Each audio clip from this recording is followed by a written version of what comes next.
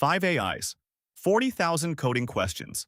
They all invented the same 127 software packages, packages that don't exist. 53 of those names were still unregistered. Here's what happens when somebody claims one. This isn't the video where I tell you AI coding is bad. I use it every day. It's the one where 4 research teams checked what it actually ships. I read all 4. Start with the packages, because this one is genuinely clever and it is not your fault. Ask an AI for code, it tells you what to install. Sometimes it makes one up, not maliciously. It pattern matches a name that sounds real and hands it over with total confidence. Researchers ran nearly 200,000 AI answers through 5 frontier models this April. Claude Sonnet 4.6, Claude Haiku, GPT 5.4 Mini, Gemini 2.5 Pro, DeepSeek.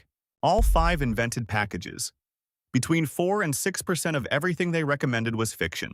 Here's what turns a mistake into an attack. The names weren't random. 127 of them, all 5 models invented the same one, which makes it predictable. Ask enough people to build the same thing, the same fake name comes out. So an attacker breaks nothing. They register the name and wait for you to install it yourself. When researchers checked, 53 were still free, 41 on PyPy, 12 on NPM. It has a name now.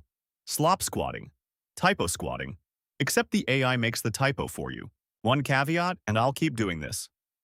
That study is a preprint, not peer-reviewed yet. Attack 2 is duller and far more common. You leave the keys in the code. GitGuardian scans public GitHub every year. Last year, 28.5 million hard-coded secrets, up 34%. Biggest jump they've recorded. That's where most coverage stops. But that number is softer than it looks. Public commits rose 43%. Secrets rose 34%. Per commit, that's not a spike, that's dilution. So ignore the scary number, this is the one that survives. Commits written with an AI leaked secrets 3.2% of the time. Human only, 1.5%. Same platform, same year, roughly double. Measured per commit, so volume can't explain it away. Attack 3 is the one that scares me. It turns your assistant against you. Simon Willison named this shape a year ago. It's the clearest security idea in AI right now. 3 ingredients. Your agent sees private data. It reads something from outside. It can talk to the internet. Anyone is fine. Any 2 is fine. All 3, and someone hides an instruction in a page your agent reads, and it mails them your keys.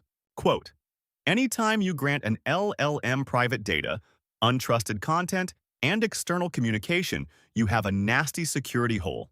Good news, you only have to break one leg, cut any single one and the attack dies. That's 3 ways it fails in theory. In May, somebody counted how often it fails in public. A firm called Red Access scanned 380,000 vibe-coded apps on the open internet, built on Lovable, Base44, Replit, and Netlify. About 5,000 were leaking real data. Before anyone screenshots that as 90% of apps are broken, it's 1.3%. I found the 91% figure going around with no named study behind it. So I'm not using it. 1.3% sounds small. Then you read what was in the 5,000. A Brazilian bank's internal financials. A hospital app holding doctor-patient conversation summaries.